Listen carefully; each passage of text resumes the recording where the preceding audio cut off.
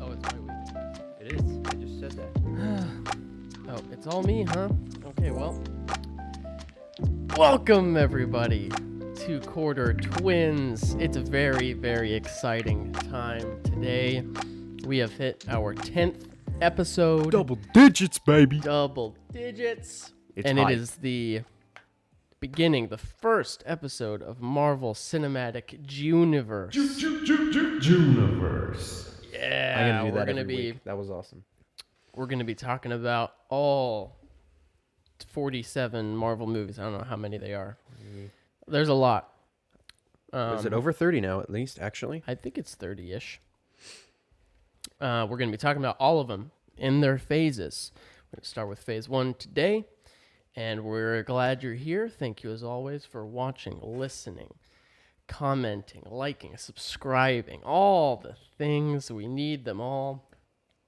Thank you so much for being here with us. Thank you. We're impressed that watchers. you are still here, people who have been listening and watching from the beginning. So that's pretty great. Yeah, man. It's actually so crazy to me because, Yes. like, this is kind of like what I want to do. Is a pursuit of my career, right? So to be able to do it with Jordan, one of the best there ever was, and you know, people are watching consistently. That's crazy. That's mind-blowing to me. So it's so fun. Yeah. And we are sponsored. We'll get to that later. It's probably getting annoying by now. Everybody who Oh, listens no knows way, that, dude. They love it. They love it. The ad is so great and funny. We shouldn't ever re-record it. It's the perfect. same. Yeah. Yeah. I wanted to bring this up now because it is a tremendous occasion for me. All right. This is something I've been waiting for 4 years. It was finally realized a couple weeks ago, and it has arrived today. You may see the boxes behind me. You won't be able to see it because it's like 40 pounds. I'm not going to pick it up. You should pick it But- up. Should I? Yeah, you should. Video content. All right, fair enough. He's got to pick I'm going to it go up. pick up the thing. We've So, been I don't know talking if you guys about can hear this. me or how good the audio quality be. Sorry if I just interrupted Jordan. I'm going to pick it up. He's picking it up. Let's get this out of the way. Okay.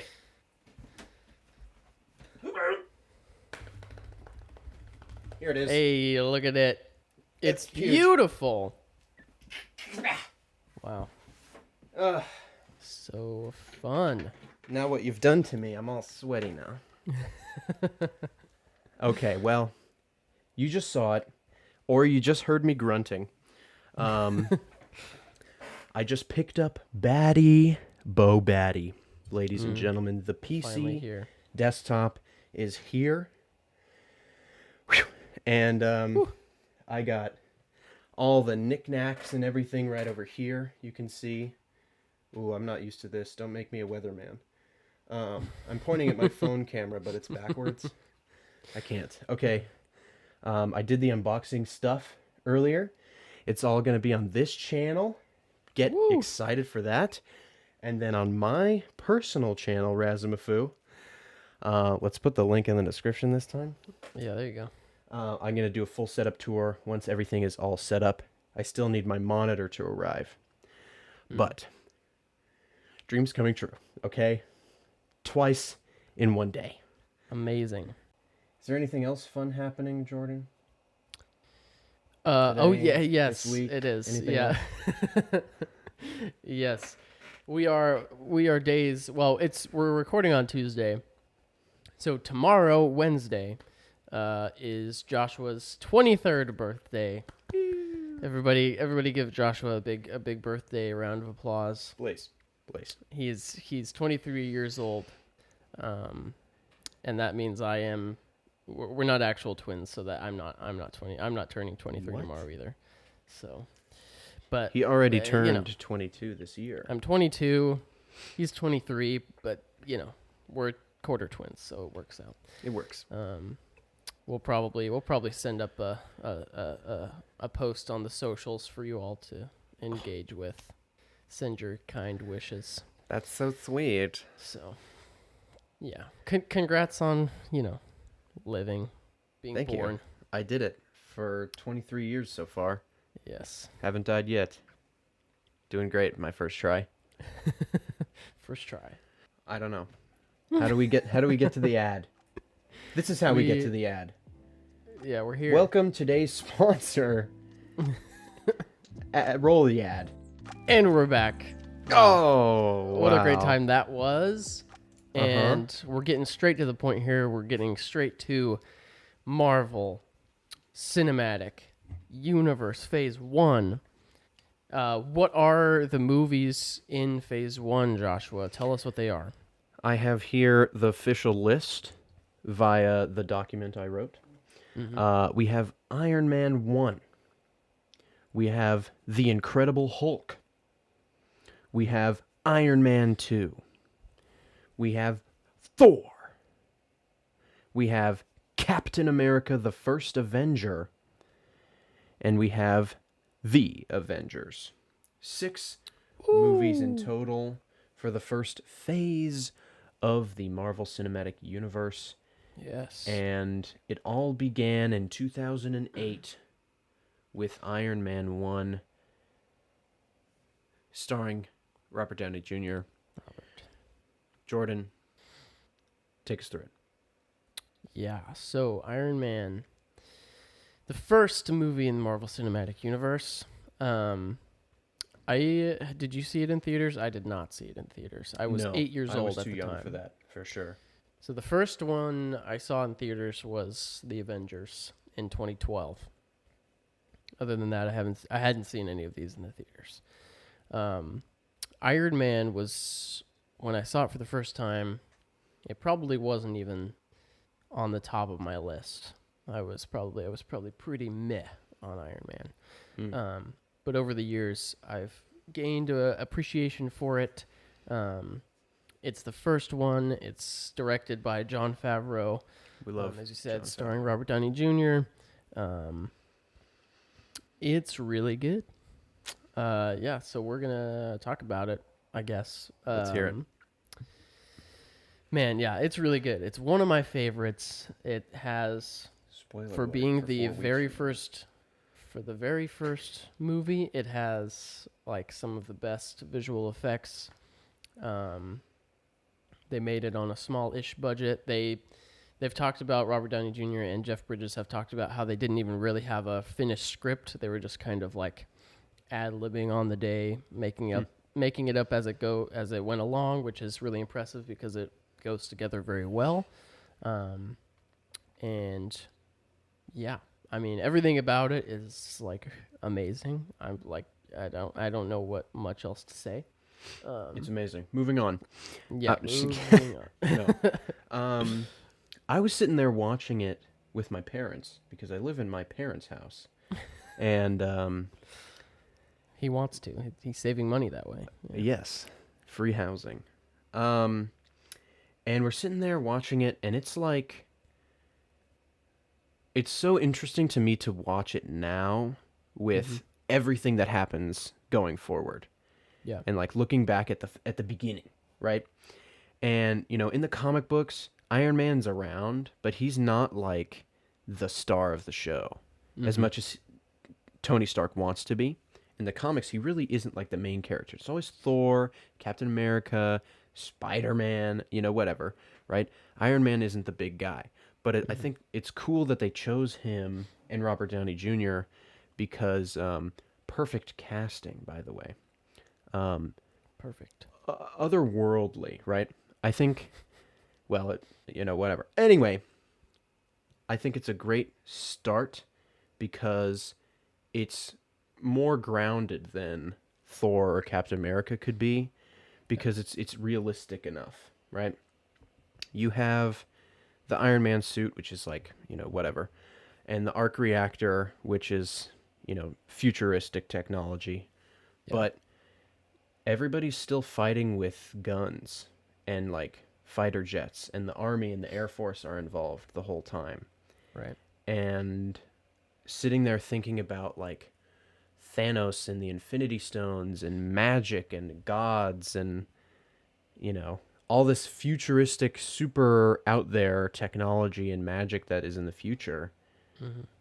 It's really awesome to watch it and be like afraid of bullets again, in a way. Mm-hmm. Like it Yep. pulls you back to reality and gives you this like, oh yeah, this is still scary, like these smaller scale threats, right? Mm-hmm.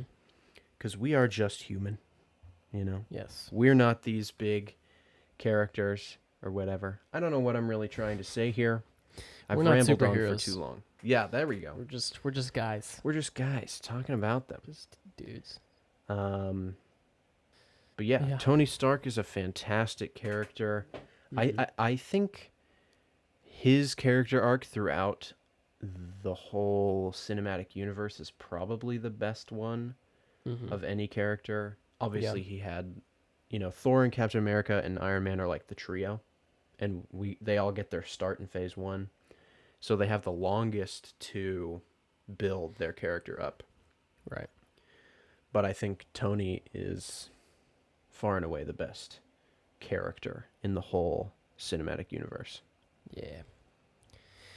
Yeah, I'm trying to pull up I made notes on the other doc we have, so let me just the other pull doc. those up, see if there's anything else I wanted to say. But yeah, so Iron Man takes, Tony Stark through his first character arc of basically starting out as this billionaire who has this company that manufactures weapons of war and that sort of thing. And his character arc is being captured by enemy forces and kind of learning the terrible side of what he's doing, and he comes back with a new kind of perspective on war and doesn't want to be that person anymore. And by the end of the film, like turning himself into not really a weapon, but somebody who protects people. And yeah, that character of Tony Stark, where he's always kind of this quippy, kind of irreverent guy who kind of pisses people off, but he's at his heart, he's a good person who wants to, protect people and do the right thing. But yeah, I said earlier that the effects are like really good, and they really are. They're the Iron Man suit in Iron Man is the best it's ever looked, in my opinion. I mean, I'll take you see it in this movie, and you're like, that's a real thing. But you see it in like Infinity War, and you're like, that's not real at all. I'm not fooled in the slightest that that's a real thing he's wearing, because he's not. Which is fine, but I enjoy seeing like the clanking and the kind of bulkiness of it is fun, and the kind of montage where he builds it and has his first kind of flight in it is really fun. Yeah, I've watched some kind of documentary pieces where Jon Favreau talks about how he didn't want to just have the visual effects artists just like do it by themselves. So what they did, they like invited the cinematographers and everybody into that process, so that everybody was like voicing their opinions on like here's how this shot should look, instead of like how they do it now is they shoot the stuff and then they give it to the visual effects artist and they do something completely without the oversight of the cinematographer or the director. Sometimes it just contributes to an overall better product, in my opinion. Fantastic. Yeah, the production value is just so good for the very first movie over, almost, that long ago. Over Wow. a decade. It looks great. Yeah. That's pretty crazy, like thinking about how much thought they had to put into everything. Mm-hmm. Because obviously they didn't have all, of Infinity War and Endgame thought out. No one could have just on the spot, we're going to make one Iron Man movie, but it's going to be part of a 38, long movie escapade. because they didn't even know if the first movie was going to do well. Mm-hmm.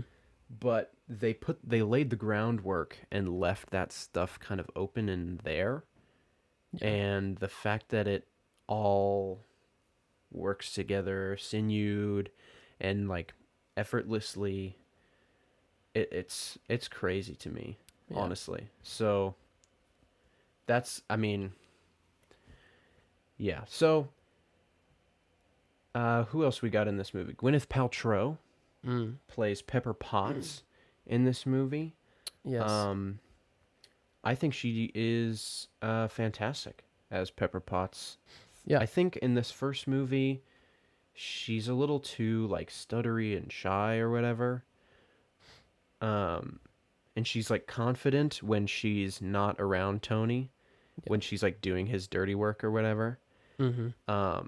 But then when she's with him, she's very like, oh, like I shouldn't be here, Mm-hmm. whatever. And I think that character is kind of mellowed out over the next movies while she gets to become the CEO, and then she runs the company, and they fall in love, blah blah blah, Mm-hmm. as it goes. So I think it's pretty cool to see her character grow throughout the movies. Yeah, and I think their relationship is like a little bit more believable in this film than it is in others, or maybe not believable is not the right word, but it's just more. They put a lot more effort in the script to like kind of let you know how their relationship works. Like she's she's kind of annoyed with him a lot of the time, and he, does things that she doesn't like, and so she kind of has this attitude of like, I would never be with you because I know the type of person you are. But you can like see throughout the movie, like as he changes and how she kind of gets to know him a little bit better for who he is, like their relationship morphs in that way, which is really cool.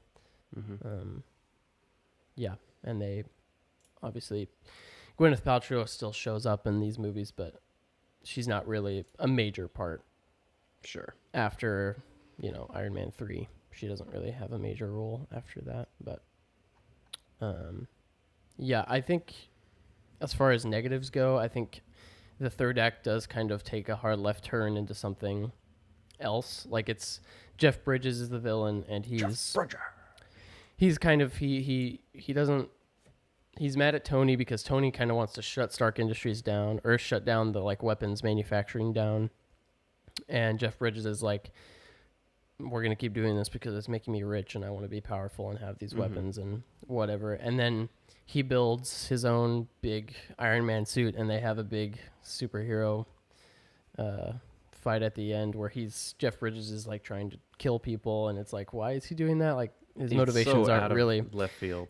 Yeah, it doesn't really make a ton of sense, but it doesn't ruin the experience for me personally.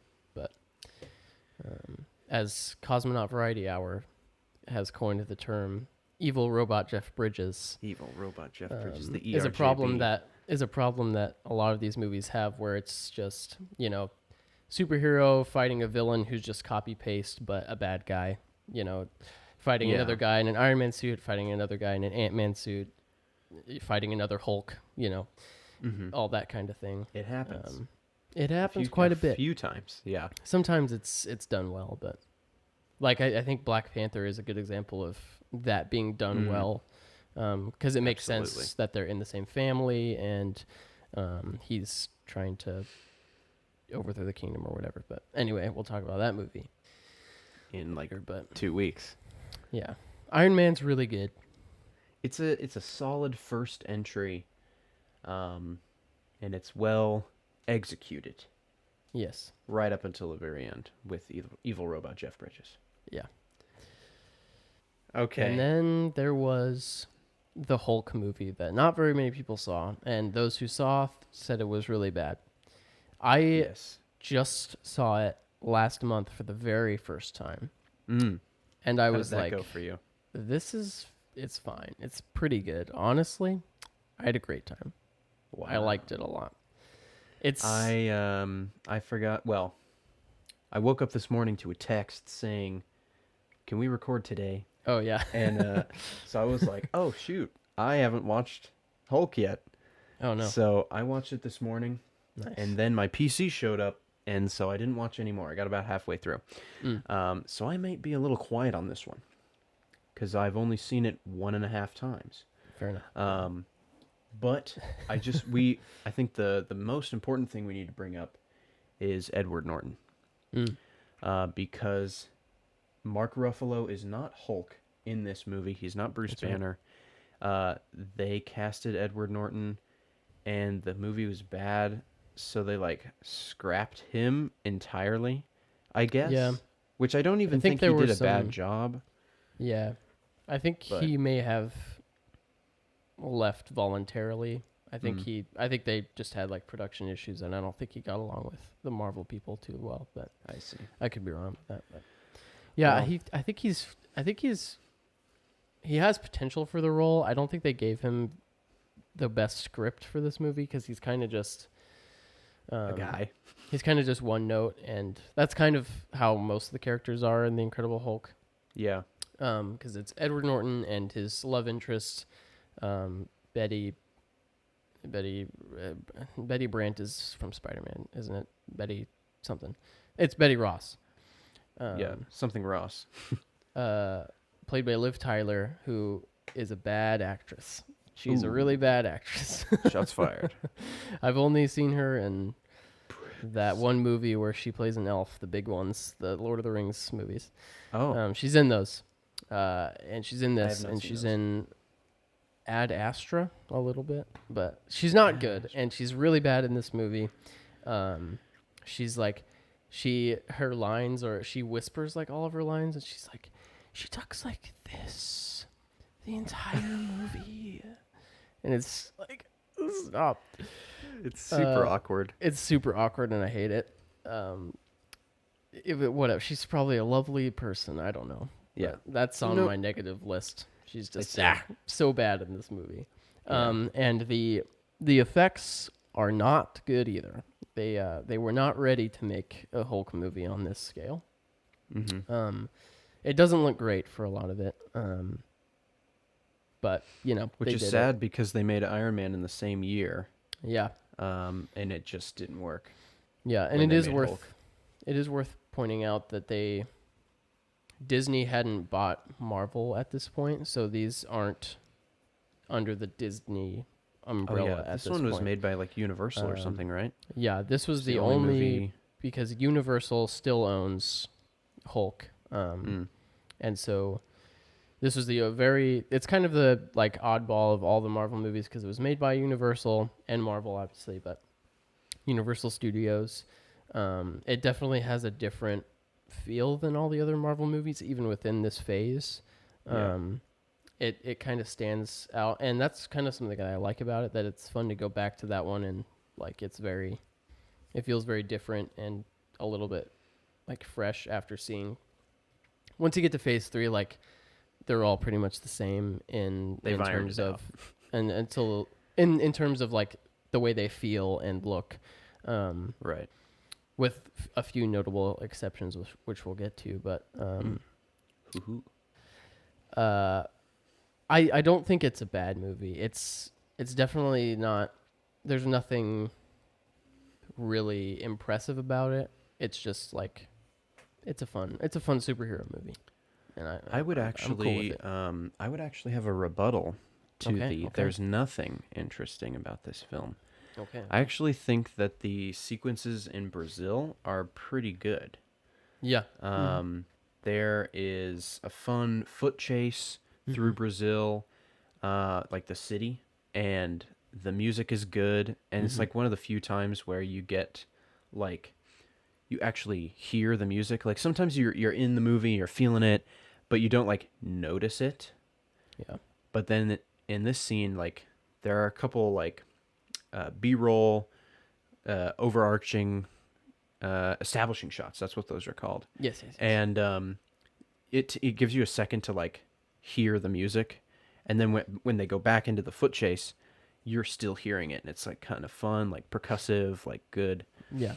And I really like that. And then the first Hulk transformation on screen, they keep him like out of focus in the dark the whole time. Mm. And that's like, it's a cheap way to make effects look better by like hiding them, like hide the monster kind of a thing. Yeah. Mm. But it works, and it's Yeah. terrifying. That's a really good scene.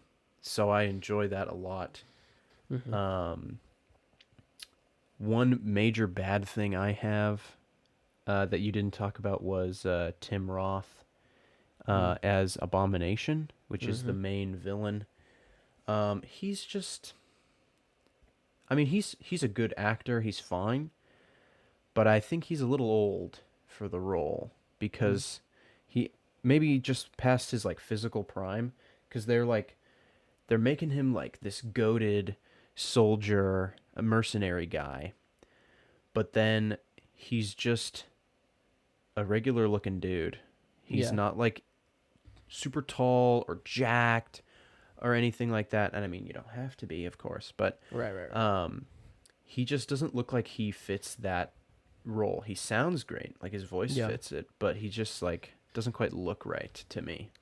And that's kind of the point. Like, that's kind of his motivation, because he wants the gamma radiation so that he can be as strong as the Hulk. Like, he wants to be this like apex predator type, like wants to be the best. But they don't, like you said, like he's already like, they bring Tim Roth into the United States to fight the Hulk because he's already like one of the best soldiers around. Right. So it would be more interesting if he was like kind of struggling a little bit with his like getting older and that sort of thing. His motivations just don't quite like mesh that well. Agreed. And he turns into the Abomination, and at the end they have a Abomination Hulk fight, and it's kind of funny because it's I don't know, it's fine, but it doesn't look very good. That's where the iconic Hulk smash, sound effect is from, right? Yeah, it comes out of nowhere. And Hulk it's really strange because he doesn't really talk as Hulk until that point, and he just decides, kind of like, yeah, all right, sweet. So that's the Incredible Hulk one-liner. Yeah. There's a Tony Stark cameo at the end. Oh yeah, which kind of ties it all in. That's the first end credit scene, or is there one in Iron Man? It's actually not an end credit scene. It's just at the very end of the movie, because they hadn't really started doing that yet. And it doesn't really make sense, because Tony Stark walks into a bar where General Ross is at, and he says, "Hey, you seen Bruce Banner? I'm putting together a team," or "We're putting together a team." But Tony isn't. Well, I guess at the end of Iron Man, Nick Fury goes to Tony and is like, "We're putting together a team." But in Iron Man 2,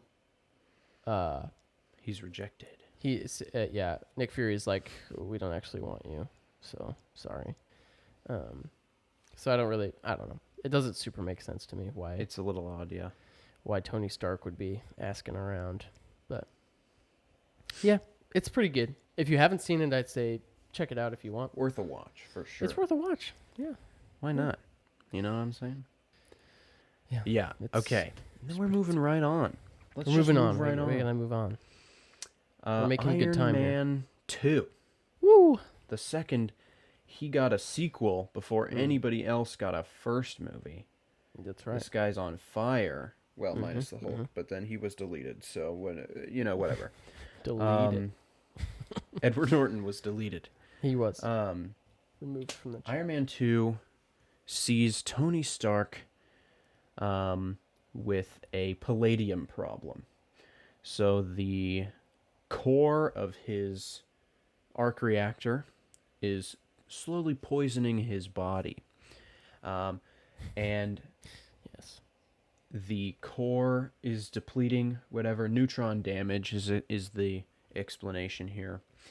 And so he has these little chips that he pulls out and puts new ones in. And so the thing that keeps him alive is also killing him, Jarvis says. And it's kind of like the background plot to the A plot. You'd call that a B plot. Most people would. B for background. That's what I did. And so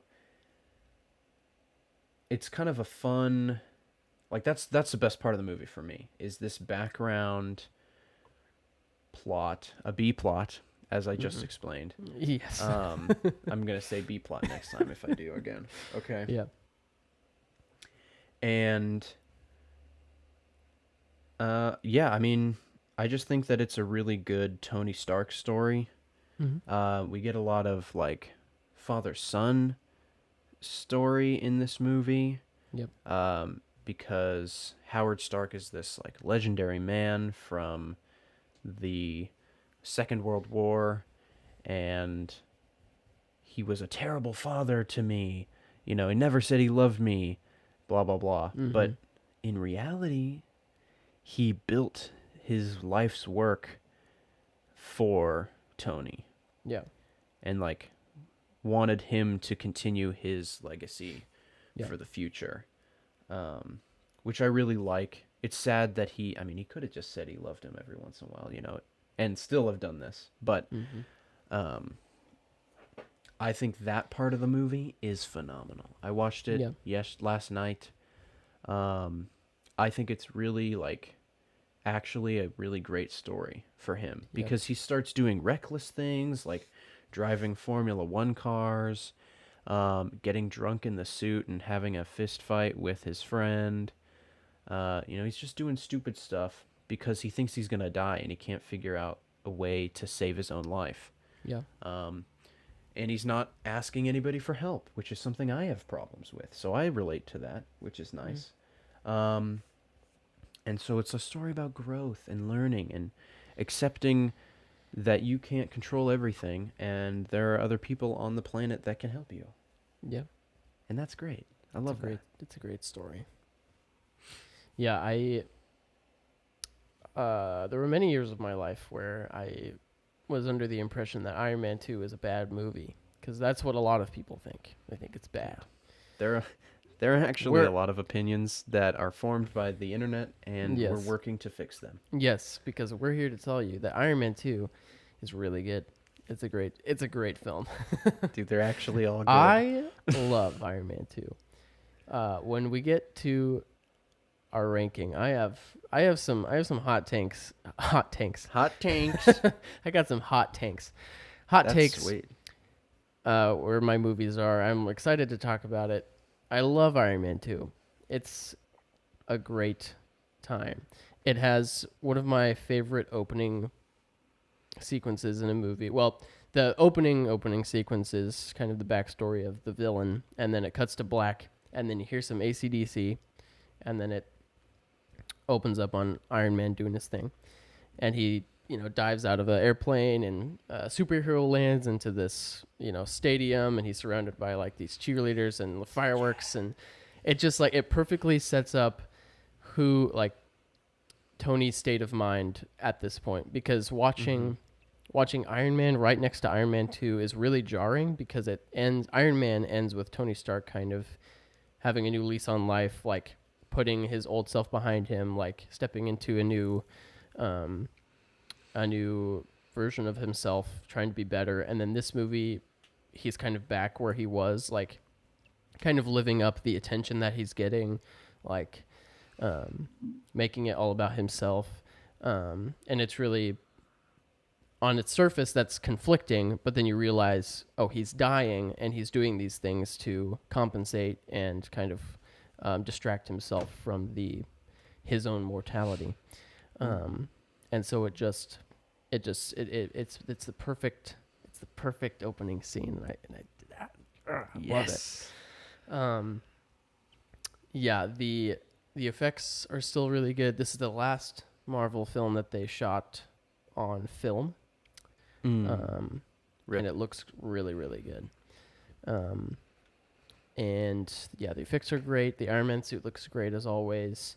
I love the briefcase suit. The briefcase scene is probably the best Iron Man suit I've seen. That's awesome. Justin Hammer is unironically like one of my favorite MCU villains of all time. Yeah, he's awesome. He is amazing. He's the perfect foil to Tony Stark because he's everything Tony Stark was at one point. Mm-hmm. And so it's the perfect um, battle of wits together. Right. He has some really good stuff. The other villain, Whiplash, is a little bit weaker in my opinion. Yeah. His like connection to Tony Stark is interesting. Unfortunately, there's a lot of like, hey guys, we're making an Avengers movie set up in this movie that kind of distracts from the story that Jon Favreau wanted to tell about. He talks about how it's a movie about legacy and Tony Stark wrestling with the legacy left by his father, Mm-hmm. and Vanko Whiplash struggling with the legacy left by his father and trying to avenge him. And that kind of storyline isn't focused on as much as it probably should have been. But yeah, what do you think about those villain guys? Yeah, I actually really like Justin Hammer. I think he's like Tony Stark if Tony Stark wasn't the son of Howard Stark. Yeah. He's like built it up himself, as far as we know. But he just isn't as publicly successful. He's rich, obviously. He has these huge factories and private jets and flying ice cream in from San Francisco, all that sort of stuff. But he just isn't like in the public eye as much as he wants to be. He's trying to get the military contracts because that's like good money. But he just doesn't have that like street cred that Tony has, and he wants it so badly. Yeah. And it's like very amusing to watch him try to emulate Tony in a way, just to see if that will be a better avenue for him to get the fame that he wants alongside the money, because he's got the money. Yeah. And so like there's a couple scenes where you can see like, I don't know, fake like spray tan on his hands. And it's like Interesting. his hands are like darker brown than everything else because he's like spraying it on his hands or something and putting it on his face, whatever. And I can't think of the actor's name who plays him, but that was his choice to do. That he was like, I think this character would have, a failed spray tan job trying to look better, whatever, right? Yeah. And so that's like a cool like actor making the role better kind of moment, which I think is fun. Yeah. That's cool. And I love the scene where he is selling all of his guns to the Air Force, because he's like talking them up, doing the whole pitch, being really like good at it, I think personally, selling these guns. And he has this big long speech about the ex-wife missile, and they just sit there in silence, and he's like, come on guys, you gotta give me something. Yeah. And they're like, we'll take it all, we are the army, whatever. And I just think like the music is fun, it's shot well, like they composed the shots with over the guns really nicely. It looks aesthetically pleasing. And he's like a great salesman. It's like him at his peak in like an environment that he's actually comfortable in. Yeah. But then you see him at the Stark Expo, and he's like doing his little Tony Stark dance or whatever. And it's just like he tries a joke and it doesn't land. Yeah. And it's just like you can see him he is not Tony. As much as he wants to be, he's not. And that's like, he comes to a realization at some point that he's just not going to be this guy. Yeah. So he gets Ivan Vanko involved to boost up his Iron Man suits replicas with the commandeered arc reactor design. And yeah, Ivan Vanko is okay. I think he's a pretty scary dude. And I think the idea of like Whiplash, at least in the race, when he's just like a guy with the two whips, he looks awesome. I think he looks so cool. Sure. But then when you put him in the giant evil robot Jeff Bridges suit, he looks goofy. And personally, I think it's just like kind of funny. And he takes his mask off a bunch of times to keep his face in the shot. And it's like, come on, Mickey. Yeah. Come on. I'm sure that was not his choice. Yeah, well. He's a good actor. But, So, yeah. that's... I don't think he's a very good villain. And like you said, he has a cool backstory, Mm-hmm. but it doesn't really... Like, Tony isn't really involved in that. It's not his Yeah. fault that any Mhm. of that stuff happened. And it's not, like... I don't know. I guess they're both the sons of those two people, Mm-hmm. so you could connect them to that. And you talked about legacy in like those movies. This movie specifically is all about Tony's legacy and Howard's legacy and the Vanko's legacy. Mm-hmm. And so I guess he's trying to ruin Tony's life, but he's Yeah. also further destroying his own legacy and his father's. So Right. I don't know. It doesn't fit his motivations. Don't fit the outcomes he's trying to have, which I think Yeah. is bad. Yeah. But, yeah, overall, it's just a really fun time. It's like I do like it. a great superhero. Fun superhero movie. Yeah, and like Oh. all of these. Yes. They changed Rhodey's actor Oh, in yes. between the two Iron Man movies. Dawn. And Don Cheadle shows up in the courtroom.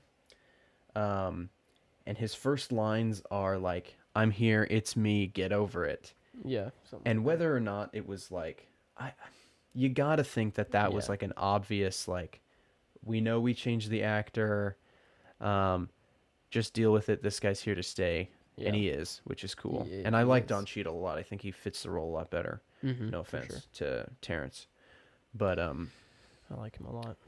I thought it was really cool and like a little cheeky that his first line was like, "It's me, like, get over it." Yeah. And I think people have, so Yeah. yeah. For sure. Great times. I Good love Iron times, Man good 2. times. Thinking back, you know. Yeah. The next one is Thor. Thor. The first Thor. Man, Boy, oh boy. what's to say about Thor? Chris Hemsworth, I haven't. as always. Chris Hemsworth is great. I love He his is great. blonde beard and eyebrows. Yeah. I think I would like to start. You wrote it in here in the bad section. The freaking Dutch angles. Ew. Ew. The It Dutch is- angles. Oh my. If you don't know what Dutch gosh. angles are, it's this. Well, it's it's at an angle. The shot's always at an Yeah. angle. It's terrible. It's so bad. Every third shot is just tilted for no reason. Yeah. It is the most annoying thing in the universe because I hate it. like there are points and like times when it is appropriate. Yes. The best Dutch angle I've ever seen was in Stranger Things season 2. Yes. When- Season 3, I think actually. Was it Maybe in not. season 3? Yeah. It may season have 3. been. No, I think you're right. I can't believe we When- thought of the same thing. When a guy he like pounds his desk Yes. and the camera tripod fell over and the camera tilts in the moment. Oh, That's the best. it's amazing. That's a great shot. I think that's so cool because whether or not that was on purpose, it like works, It right? services the story Mm-hmm. instead of just being like, here's the shot of a gas station in New Mexico, tilted for no reason. There's no reason for it, and So it becomes so obvious that every time it happens, I'm cringing Yeah. till the morning. Like, I oh, hate it so much. it was so annoyingly bad. Ugh. Your Yeah, thoughts? it's directed by Kenneth Branagh, who is a great actor, and a good director. Have I you like seen him in Tenet? Yeah, dude, Tenet's he's really good in that. I think he's a good director. The only thing I don't like about his directing is the Dutch angles, and I don't know if that was him or the cinematographer. I mean, they worked together, obviously, but Sure.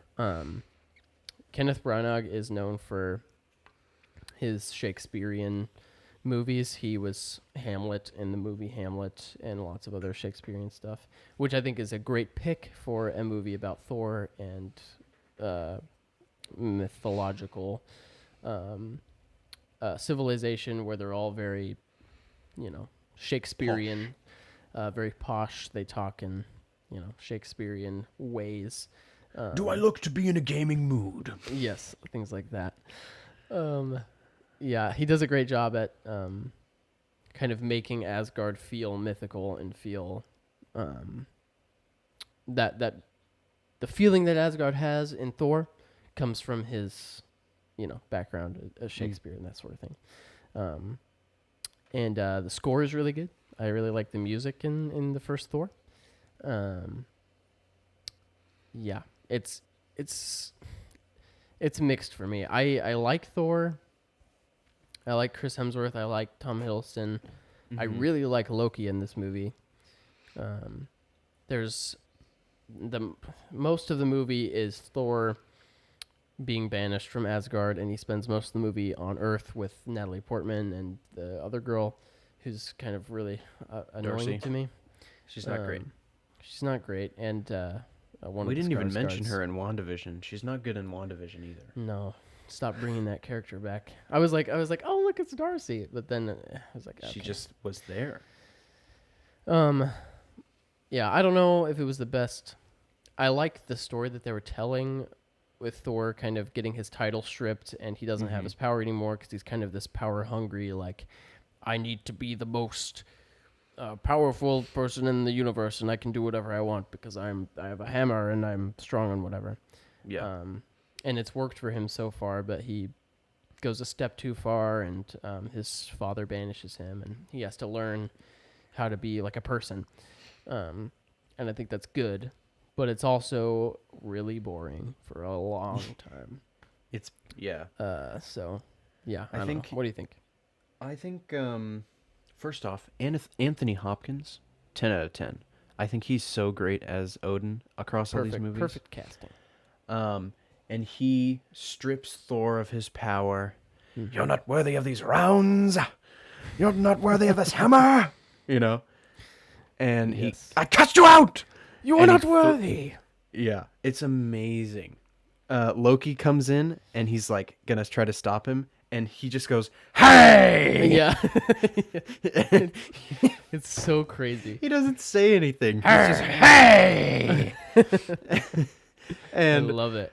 it's so, like, out there, but it Yeah. fits perfectly somehow. So, yes, he throws him to Earth. He throws the hammer after him. Who should ever be worthy shall possess the power of Thor.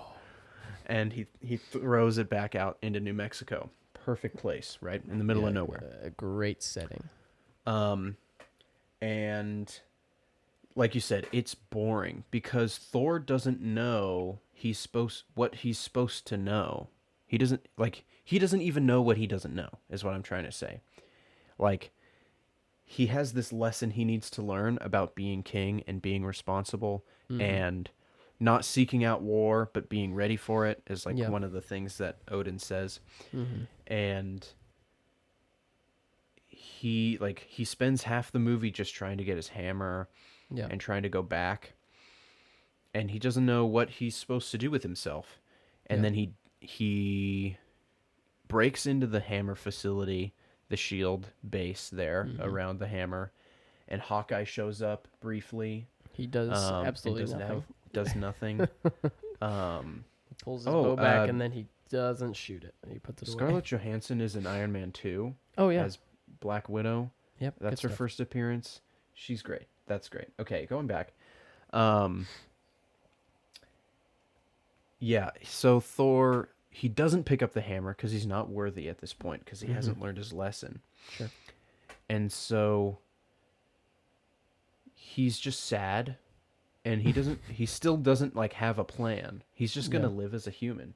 And to his credit, Loki is like lying to him about Odin's death and all that sort of stuff. So he's just kind of like, I'm just gonna be a human and hang out with Jane. Which is, I mean, what a great life that could be. But then Lady Sif and the Warriors 3 show up out of nowhere. Yeah. And they're like, found you! Through the window, I think. And then they're like, oh, he's not dead. And he's like, oh, let me get my hammer back. but he doesn't have a way to get his power back. He doesn't know how to learn his lesson, right? He still hasn't figured it out. So then Loki sends the destroyer after the warriors, and it gives Thor a chance to sacrifice himself, which he does, and that gives him the worthiness to carry Mjolnir back. Yeah.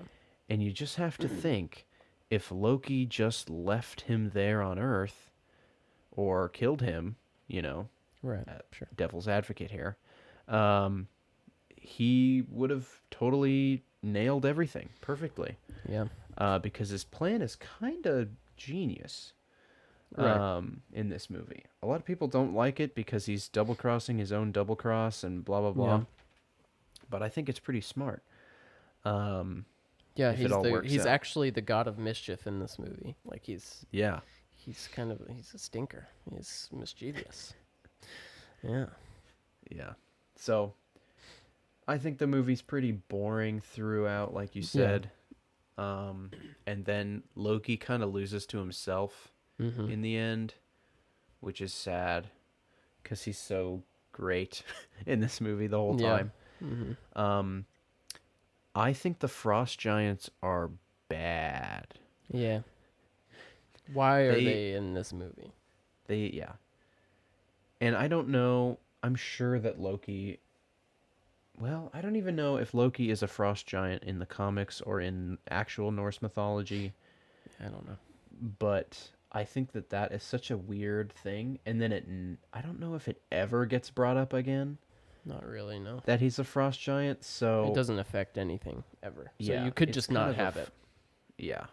You could just not. Yeah. It could be a simple Lion King esque story, which I also watched the other day. That's a beautiful film. They could have made it interesting, but they didn't. So Why'd you try? They deliberately chose to make the movie worse. Yeah. That's too bad. I think it sets up Thor and Loki as characters well for the rest of the movies. That is And absolutely true. That is the best thing this movie does, I think. So it's kind of just meh. I still like watching it from time to time, but it's fine. It's boring. I skipped through a lot of the Earth stuff. When I was going back to watch this movie for the express purpose of talking about it here today, Yes. I like it was the last one I watched on this list of movies. I was just like, okay, I'll watch this one instead today. Yeah. And then here we are now. So, but we'll see if that means anything on the ranking. Who knows? We'll see. What's the next one? The Moving next right one is Captain America: The First Avenger. It's a good one. It's pretty good. Yeah, this is Score's a really banger. good. Yeah. I didn't see this one at theaters, but I saw it pretty soon after it came out on DVD. I remember, really enjoying it, being really scared of the Red Skull because he's kind of creepy. So obviously Chris Evans is Captain America. It's back in, war times. He starts off as a short, skinny dude. And the CGI that they use to make him look small is very impressive to this day. It's crazy. Yeah. I still look at that and I'm like, wow, Chris Evans really got skinny for this role. Yeah, right. And like a foot shorter. Like you can tell when you're looking for it that it's, a computer doing it, but it works super well and it's never distracting. Right. Haley Atwell is in this movie as Peggy Carter. She's really good in this one. I love her. She keeps coming back in things, and I don't know how I feel about it, but I think she's pretty good in this one. She's great in this one. I like their chemistry together. I really like when Steve emerges from the capsule thing as a very big, muscular, attractive Glistening, man. muscular man. Yeah, very, very, very shiny, very slick. Um, I really enjoy when he's like, he doesn't know how to like act around women, and he's just like, because he's never had that problem before, because he's been, he looks like a regular guy, but You gestured to yourself. yeah, he looks like me. Come on, you're a married man. As that is true. But when he becomes this like godlike figure, and he's trying to talk to Haley Atwell, he just like, he doesn't understand flirting. He doesn't understand like what it's like to be attractive, and it's just really funny like watching him like kind of hold Struggle himself with his and, new powers. yeah. And he has a good conversation with Stanley Tucci, who's in this movie. Stanley Tucci. What's his character's name? Doctor something. Dr. Erskine or something. Erskine. Yes, that is. And He's German. Steve's character arc is like, he's picked for this super soldier serum because he demonstrates that he's not selfish. He's selfless, and he's the one who will lay on the grenade to save everybody else. Quite literally. He's not necessarily a good soldier immediately, but he's a good man, and that's what qualifies him to have this great power. Because the serum that they use amplifies the person's inner personality, basically. Everything. So Yeah. when Steve Rogers takes it, he becomes even more good, and when the Red Skull guy takes it, he becomes even more bad when he takes it a while ago. Good becomes great. Yes. In bed becomes worse. Yes. He says. He says just like that. Yeah. Good stuff. What do you think about it? I love it. It's you go back and watch it and you think like, oh wow, this is such a great start for Captain America. And I think his trilogy is probably the best. But I say that, but now I think like Iron Man, kind of triple threat right there. Yeah. It's all bangers. Yeah. Yeah. So, and I have my thoughts and feelings about Civil War. So we'll Man, get to that later in the Oh future. man, I got so many thoughts. Oh, wait.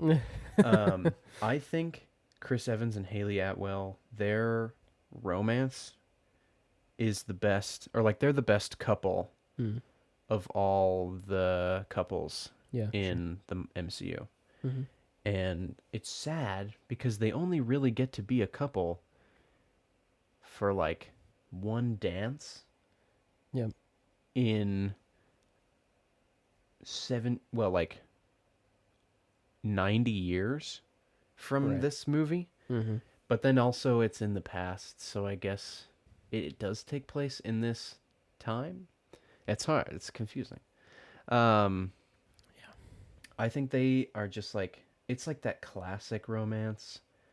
And I really enjoy that. Versus like Thor and Jane, it's like, whatever. Hopefully Love and Thunder will give us something good there. Yeah. And then Tony and Pepper is kind of this weird, like, subordinate boss kind of romance. Yeah.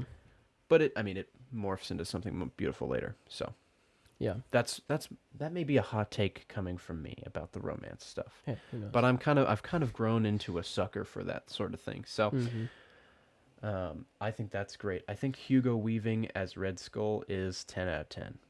I think he's great. Well, maybe not a 10 out of 10. But I think he's a good foil because he's like the bad version of Captain America, like you said. Like it's like all of these other movies, yeah. Yeah. And so he has like no selfless ambition. Right. And then it's all selfish. He wants to have power.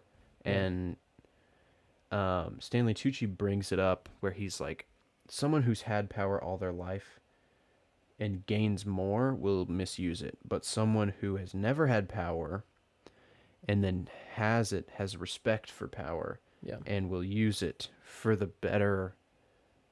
greater good for everybody else who doesn't Yeah. have power. And so I think it's a cool, like, literal, like, here is the physical manifestation of bad to worse Yeah. and good to great. And so I like it in that way. I don't necessarily think that the character is good, but Yeah. I think in terms of the, like, we're just gonna hit you in the face with this one. Good bad clash. Yeah. So that I don't like the action in this movie. I don't think it's great. I think the main, like, there's a montage sequence with Captain America and his friends, like going to a bunch of Howling Commandos. Howling Commandos, going to a bunch of enemy bases and blowing them up, and it's just a montage, and like it happens really quick, and that's like the big action sequence of the film, because the climax is just Red Skull and Captain America kind of punch for a bit, but then it's really just he gets in a plane and crashes it or whatever. Yeah. So there's not much for this movie going for me as far as the action is concerned, which is something that the sequel does extremely well, which we'll get to, in my opinion, in my personal opinion. Okay. But yeah, and it's also the first appearance of an Infinity Stone, the Tesseract, which we now know The was holding the Space Stone. The Space Stone. And I do like that Red Skull, he grabs it and then he gets evaporated, but I like Kingdom that of he Crystal- shows up. or no. He shows up later. It'd be what's the first Indiana Jones movie? The first, the Lost Ark is the first. The one. Lost Ark. Yeah. That's what happens to him. His face Yes, melts. goes. Yeah. Um, Sorry, I interrupt you. no, you're good. I like that Red Skull shows up later in Endgame or Infinity War and Endgame. Yeah, but it's not Um, Hugo Weaving, right? No, but Which is it's interesting. yeah, it's good. It's a really good, like, how do I say it? Like, it's a really fun superhero movie. Like I've said with most of these, like maybe with the exception of Thor, like most of these are like great summer blockbuster superhero movies that are fun Sure. to watch. And even Thor is that way too. It's just a little bit boring. It has one of my favorite endings to a Marvel movie, where he wakes up in present day New York, and he says, Nick Fury says something to him, and he's like, "I had a date," and it cuts to black, and that's the end. It of the just movie. fades to black. Gosh, it's so good. I That's think a great ending. it's phenomenal. I think, like, the fade to black is underutilized as a dramatic cut to the film. And a random thought that just popped into my head, the comedian Bo Burnham uses it a lot in his work with, like, a hard cut, and maybe not always a fade to black, but like a hard cut to the next thing. And it's great when utilized correctly. Yep. It's like this jarring transition, but it also, like, you get hit in the feels. I had a date, and you're like, oh, and then it's over, and you're like, ah! It's like, it's like a ba-ba. And I think that's so good when it's done well. Yeah. So definitely a stuff. top ending in the MCU for me as well. For sure. You gotta love that. You gotta. You gotta. We've reached And the now last one. We've reached the last Phase one. one. In Captain America, we have the Tesseract. In Thor, we have the Loki. In Iron Man, we have the Iron Man. And then Avengers comes around, and we combine all of them. Brings it all And together. now we're here today. It's fantastic. What do you have to say for yourself, Joss Whedon? Joss. Man, it's fine. Yeah. I'm so conflicted because it's like the most nostalgic movie for me because it's the first one I saw in theaters when I was 12 years old, and it was like the coolest thing I'd ever seen in my entire life. And it's the nostalgia is real for this one. I can quote like all of it. All the music is so. I was doing that too, kind of actually. Yeah, the Alan Silvestri score for this movie that carries on throughout the rest of the Avengers movie, except for Age of Ultron, which we'll talk about. It's so good. It's so nostalgic. But I watch it now, and I'm like, this movie is one of the ugliest things I've ever seen in my entire life. I hate the way this movie looks. It looks like it was shot like for daytime TV. Ooh. It just looks terrible. And like the end sequence with the aliens and everything, like the visual effects are like fine, like they're not bad visual effects. But it's the way he shoots interior scenes. Everything is clean, everything is glossy. It reminds me of how like in Avatar, the Pandora is beautiful, and then like all of the shots of like humans in their base is like there are no fingerprints on like their touch screens and like things like that, where it's like once you start to notice it, you're like, this is not a real place. Like this is not lived in. It's a studio. They're in a studio. I'm watching a thing being played out. Takes me out of the experience. And it's just hard to look at, in my opinion. It just, there's no, in my personal opinion, there's no interesting cinematography or anything from maybe some of the visual effects, like shots that are all CGI are maybe more interesting. I just don't like the way it's directed or shot or anything. But it's a great time. It has, so Joss Whedon, I hate the way he writes character. Well, that's not necessarily true. I like the way. Here's what Joss Whedon does well, is that he is really a master at bringing a bunch of characters together and making them all important and their relationships fleshed out in a realistic way. Like the Avengers don't come together and are immediately friends. Like they have conflict together and they like don't like each other for a lot of the movie. Yeah. And he does that really well. Which may largely be the Mind Stone's fault. Yeah. Potentially. But yes, continue. But what he does poorly is write dialogue. The script is so bad. There's so I am many... Loki. Yeah. And I am burdened with glorious purpose. Oh my gosh. It's just the most the most basic type writing, and the jokes that he writes. Like, unfortunately, it's kind of Joss Whedon's fault that all Marvel movies turned into comedies after this point. Because this movie is there's so many like quippy things, and some of them are funny, but some of them are not. It makes this movie hard to watch for me sometimes, but I still watch it more than most of these movies. So if that tells you anything. I think you look at this movie now, and like Thor has changed so much, Captain America has changed so much, Tony has changed so much, right? And you're like, wow, I can't believe I thought these characters were cool back then, because they're so goofy. Ugh. And oh my gosh. Yeah. But at the same time, this is the first time we get like all these characters together, and it's like a bunch of big names, and the villain is fun. He's having fun like ruling people or whatever. And I don't know, for some reason I still love it. Yeah. I would watch it right now. It's a great time. Yeah. It's so much, it's like And I really genuinely love all of the New York finale sequence.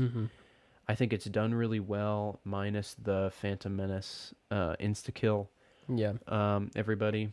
And Captain America's costume is egregious. Oh, dude. His costume is disgusting. But I like awful. When he takes off the hat, it looks so much better. Yeah. But when he has that little skin tight helmet on, he just looks like a goofball.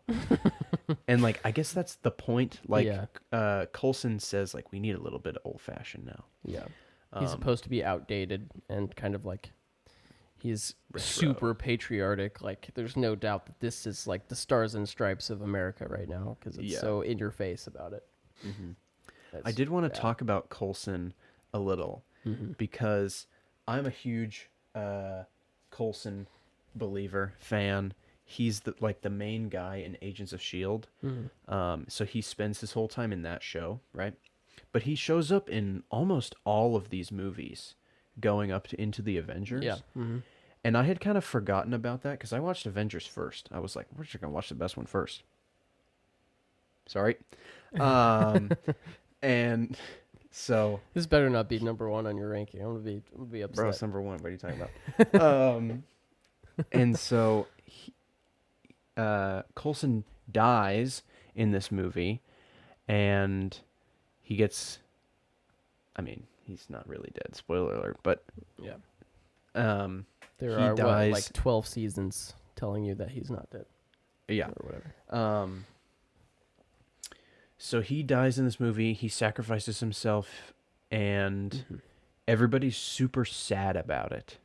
Like, everyone is so depressingly sad about this. That's what brings the Avengers together. Yeah, this one guy. And I'm like, what?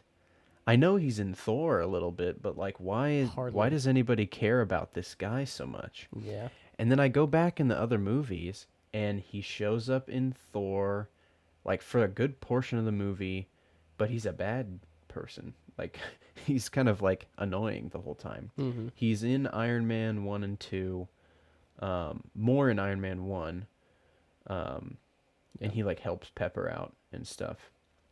And he shows up briefly in Iron Man 2, and, yeah, like you said, he sets up Thor in that movie when he leaves. But he's, like, kind of, like, annoying to Tony the whole time. Yeah. But then when he dies in Avengers, everybody's just like, oh. And I'm like, you guys barely know this person. Yeah. But it works, and they all get together, and they fight Loki off, and they win. So it's like, great. It worked perfectly. Yeah. We should mention the addition of Jeremy Renner to the band, the Hawkeye. Oh. I mean, he's in Thor for 2 seconds, but he actually is a character in this movie. Sadly, he is a bad guy for most of the movie. That is also true. So he kind of gets nipped in the butt twice. Yeah, he gets mind controlled. Yeah. So, but then he shows up at the end and pulls it off. I like that he ran out of arrows. You know, to be realistic. They're all touching their ears, but none of them have earpieces. That's the funny thing. You could disregard that one. But I really like this movie. I don't care what anybody says. Yeah, I mean it's not good. I mean, well, it's good. It's super obnoxious sometimes, but it's I do like it a lot. It's the first of its kind. Like nobody had ever done a big superhero team up movie like this on this scale before, of this quality. Built up over. It took the world by storm. Built up over this many. Well, it wasn't that many years at that point, but 5 movies later, this big team up crossover movie that hadn't really been done before, and then look what they're doing now. I mean, they're still going strong. So we've broken the multiverse at this point. Yeah. All right. Yeah, it's time to rank them. Those are the first 6 Marvel movies of Phase 1. Well, it is Phase 1. Yep. And it's time to put them into a ranking. We're going to kind of we don't need to talk about it more unless somebody's like, oh my gosh, you're crazy, for putting Hulk at number 1 or something. Yeah. Right. So let's just do number 6. My number 6 is Hulk. My number 6 is Thor. Ooh. So we disagree. I have so much fun with the Incredible Hulk, and I do not have so much fun with Thor. So that's why it is above. I see. My number 5 is Thor. My number 5 is Hulk. All right. Okay. I think Loki is better than the entirety of Hulk, and so I will say that. That's fair. But I just don't want to watch Thor again. Yeah, you don't need to. My number 4 is Iron Man. Wow. This is terrible. I'm upset. My number 4 is Captain America. Ooh. So All right. My number 3 is Iron Man 2. my number 3 is the Avengers. My number 2 is Captain America. My number 2 is Iron Man 2. And my number 1 is the Avengers. Oh my goodness.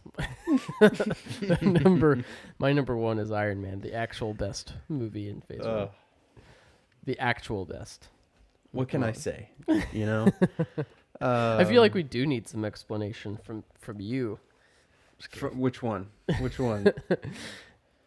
No, wait. Okay, you said 4 was Iron Man. Why is Iron Man below? Iron Man is below Captain America, the Avengers, and Iron Man 2. Iron Man 2. Interesting. I think Interesting. I think Jeff Bridges is so bad. Oh, interesting. Interesting. And the 10 rings are not the 10 rings, and they're not the other fake 10 rings Yeah, that's true. that appear later. So I think that that's like a continuity problem that they. That's fair, I suppose. But that's not like, oh my gosh, that makes the entire movie so bad. Yeah.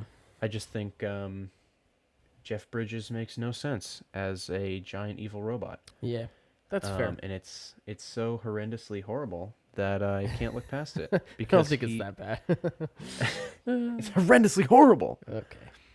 Tony Sure. Stark was able to build this in a cave With a box of scraps.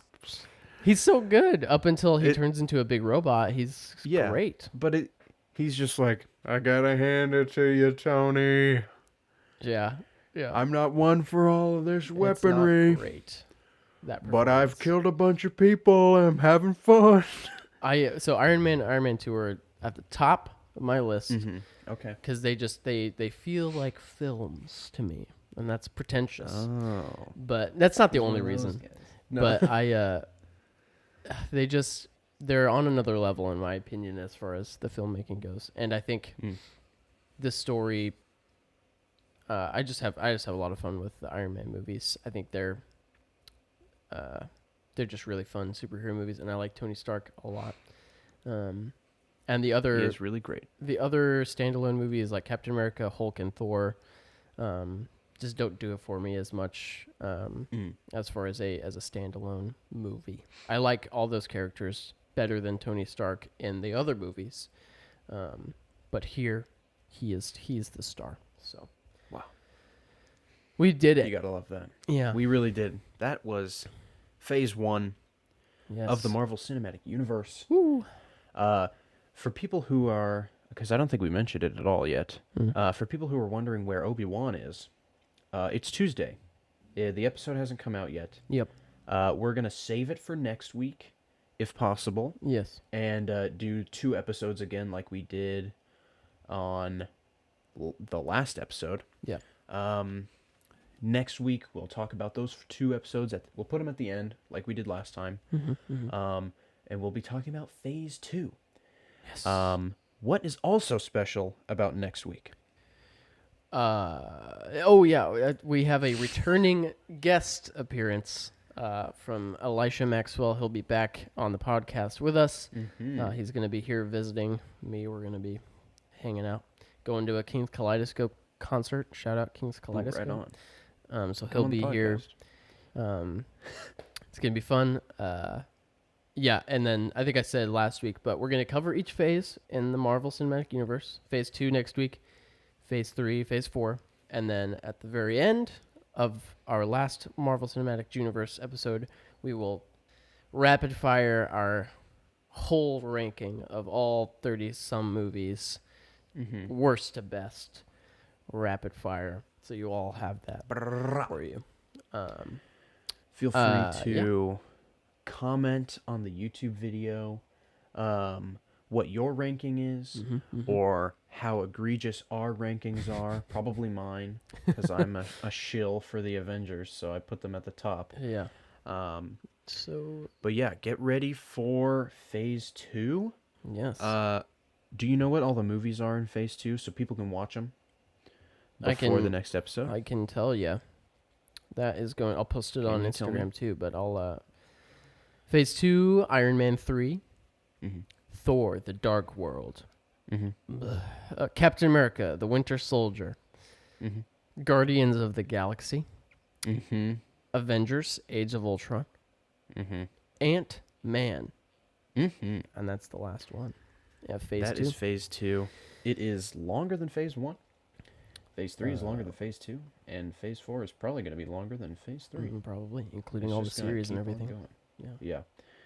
Yeah. When we get to Phase 4, we're not going to talk about the Disney Plus shows. Even though they those might are in be- Phase 4, but we're not going to talk about Yes. They may be relevant to character story arcs in future films, like Multiverse of Madness. But we're not going to go in depth and rank them. We did a as whole part of the episode for movies. that. Yeah. You So can go back to that we one. won't touch those. Go back and watch it. It's great. Yeah. I thought that was one of banger episode. Yeah, one of our best. Every episode's a banger. Let's be fair. yeah. But yeah, so next week we'll be talking about Obi-Wan, episodes 3 and 4, if possible, and Phase 2 of the Marvel Cinematic Universe. I got some movies to watch. Yeah, in I here. should watch some.